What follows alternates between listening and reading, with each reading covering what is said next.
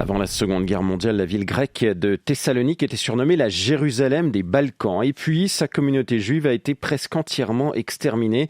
Des 50 000 juifs de Thessalonique déportés, moins de 2000 ont survécu. Ça ne fait pas longtemps que les Grecs de Thessalonique ont commencé à faire face à ce passé douloureux.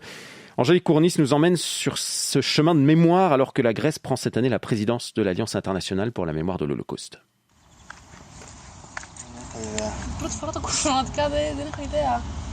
Ils sont tous étudiants à l'université de Thessalonique, mais personne ne peut nous indiquer où se trouve le mémorial qui rappelle que ce campus est construit sur l'ancien cimetière juif, l'un des plus anciens et des plus grands d'Europe.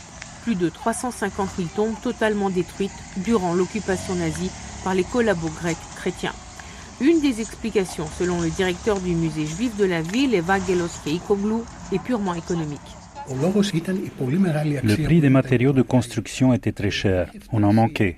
2 briques d'occasion valaient le prix d'une journée de travail.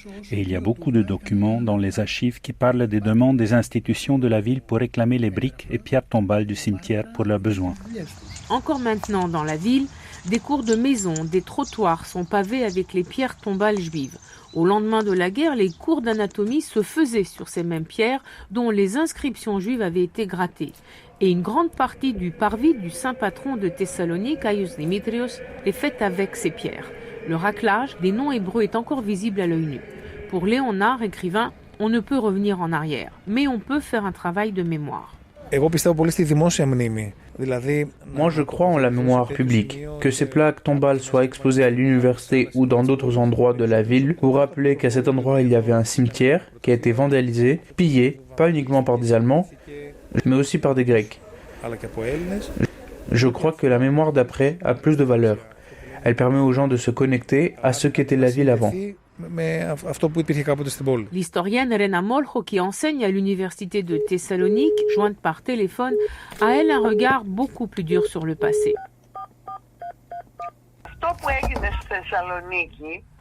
Ce qui est arrivé à Thessalonique, c'est l'assassinat de la mémoire. Pour la population, c'est très difficile, même pour les jeunes, de se réconcilier avec le passé de la ville, comme ça, d'un seul coup, alors que pendant 70 ans, le silence a régné. Cela fait tout juste 10 ans, suite aux 10 ans de politique municipale de Boutaris, que les choses ont avancé.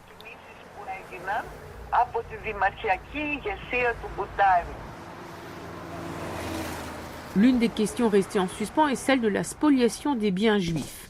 Pour le président de la communauté juive grecque, Victor Eliezer, c'est l'une des pages les plus sombres de l'histoire du pays.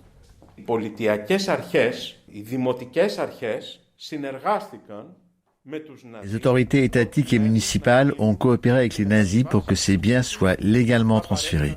Ils sont donc restés en les mains des collabos. Qui aurait pu les revendiquer ? Presque personne n'est revenu des camps. Comment est-ce que ces biens auraient pu aller à la communauté juive si les transferts ont été faits en toute légalité ? Les chiffres que rappelle l'historienne Rena Molcho parlent d'eux-mêmes. Les survivants juifs étaient très peu nombreux. Le nombre de maisons et appartements confisqués était de 12 000. Seuls 600 survivants ou héritiers avaient des titres de propriété et pouvaient les revendiquer. 300 ont réussi à les récupérer. Tandis que des 8 900 et quelques commerces, 54 seulement ont été restitués à leurs propriétaires. Pour les recevoir, les Juifs devaient payer 2% de leur valeur. Personne n'avait cette somme. On parle d'une union de collabos qui avait rassemblé $600 000 pour engager des avocats et ne pas rendre ses propriétés. Si désormais, de l'aveu général, le travail de mémoire est enclenché, c'est grâce à l'ancien maire de Thessalonique, indépendant, Yannis Boutaris, grâce à qui un musée de l'Holocauste va même être construit dans la ville. Une des raisons pour lesquelles ce musée doit être fait est pour que toutes ces plaques et autres anciennes reliques soient réunies pour raviver la mémoire et renforcer l'identité de la présence juive dans cette ville. La catastrophe est si grande que la plaie ne sera jamais guérie.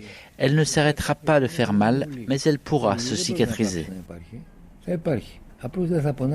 Ce musée devrait être fini dans 7 ans. Il va combler les très grandes lacunes de l'enseignement grec sur la Shoah, expliquer les mécanismes de haine et faire en sorte que cela ne se reproduise pas. Mais ce travail de mémoire a ses limites. La place Eleftheria, où ont été réunis les Juifs de la ville avant leur déportation, sera transformée en parking et non en parc de la mémoire, comme il en avait été question. Un reportage signé Angélique Kourounis, notre correspondante en Grèce.